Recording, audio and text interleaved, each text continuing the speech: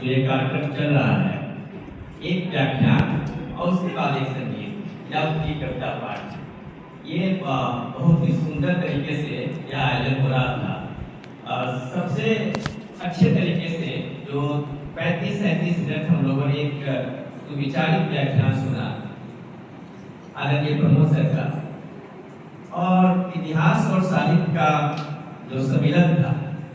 अगर आप बांग्ला के विद्यार्थी हैं, अगर आप हिंदी के विद्यार्थी हैं, साहित्य के विद्यार्थी हैं, इतिहास के विद्यार्थी हैं, मनोविज्ञान के विद्यार्थी हैं, आपने निश्चित रूप से कुछ आप सीख कर आज जा रहे हैं।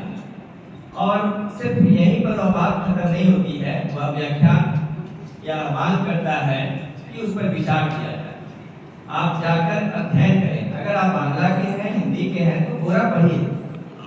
गोरा को पढ़ना चाहिए और गोरा को आज अधिक पढ़े जाने की आवश्यकता है। जिस दौर में हम सब खड़े हैं और जिस दौर में हमारा देश गुजर रहा है, उस दौर को समझना हो और उन चीजों भारत की आत्मा को अगर आप समझना चाहते हैं तो आपको गोरा का अध्ययन करना चाहिए। जो गलतफहमियां हैं और जैसा कि आप समझते हैं वैसी ही गलतफहमियां गोरा में भी, और गलतफहमी गोरा की समाप्त होती है उपन्यास के अंत में, लेकिन वह भारतवर्ष में अभी गलतफहमी समाप्त नहीं हुई।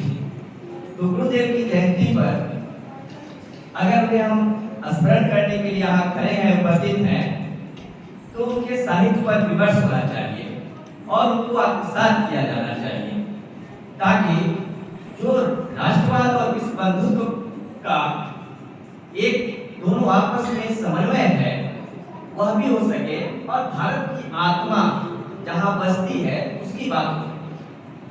तो मैं बहुत बात नहीं करूंगा, उनकी स्मृतियों को नमन करते हुए मैं अपनी बात को विराम देता हूं। बहुत बहुत धन्यवाद।